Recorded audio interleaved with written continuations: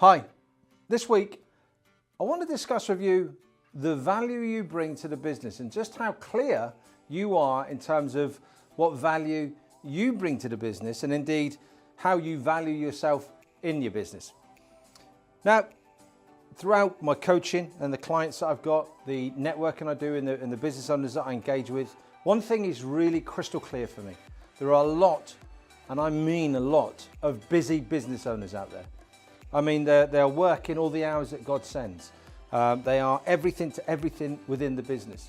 Now, my question to you is, where do you add the most value as a business owner? In your business right now, what do you do to add value to the business? And I'm not just talking about stuff. I mean, where is it that actually you can see the pounds really starting to stack up because of what you're doing in your business?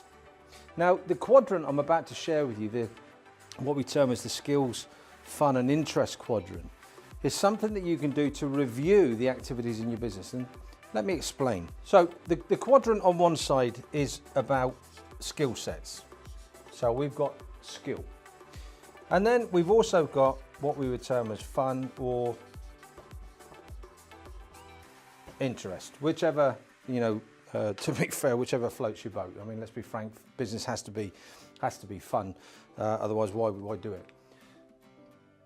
The axes are broke down into low and high.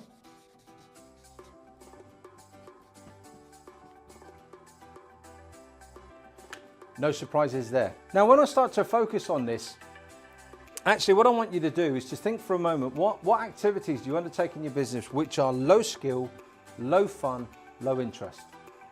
Activities, low skill, low fun, low interest. They reside in this quadrant. Now, I can give you an example. So if you're doing general administration, if you are doing your own books, maybe here, and I have had one of the business owners actually use an example of cleaning. I clean the office, an activity that he undertakes in the business. Now, all of these activities are crucial and critical in terms of the growth and the productivity and efficiency in the business. But here's the interesting point in terms of the efficiency and where the value is added up for you as a business owner. Let's take bookkeeping as an example. If you look at someone who is skilled in being able to do your books, prepare your accounts, they will be able to do it in probably 2-3 times as fast as you. Now, I talk to a lot of business owners and they will often say, I can save a few pounds if I do my own books. It's simple, isn't it? Really, really.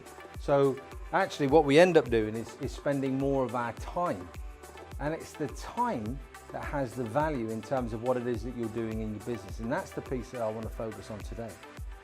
So as a business owner, when you're focused down here in the low skill, low interest, low fun quadrant, you're not adding the value that you should and could be adding to the business.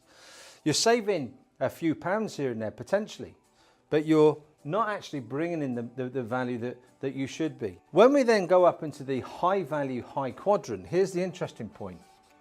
Let me just put a few pound signs up there, because when you're in this quadrant as a business owner, essentially the tasks that you undertake up there will be adding more to your business's bottom line.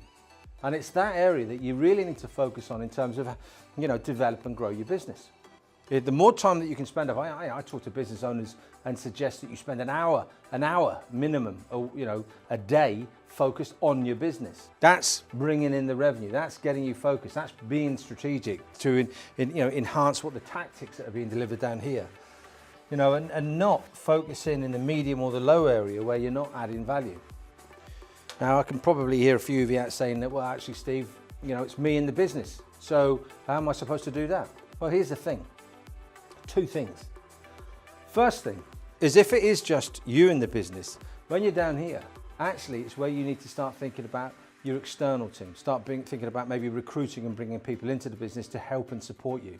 Because once you start to release your time here and you can then start to spend more time up here, actually there's a synergy there, because you get a downside more from taking that time out of you from taking this time. So when you're focused up here, you're going to be bringing more into the business. Hopefully that makes a little bit of sense. The other side of it is in the recruiting context. So if you're going to start to grow a business, well, actually start to bring your team on from here. And if you grow your team from this way and start focusing in that direction, you'll build enough synergy as you start to move back up through here to spending more time in the top quadrant, that you'll add more value to your business. Have a go at this yourself. Draw the quadrant out.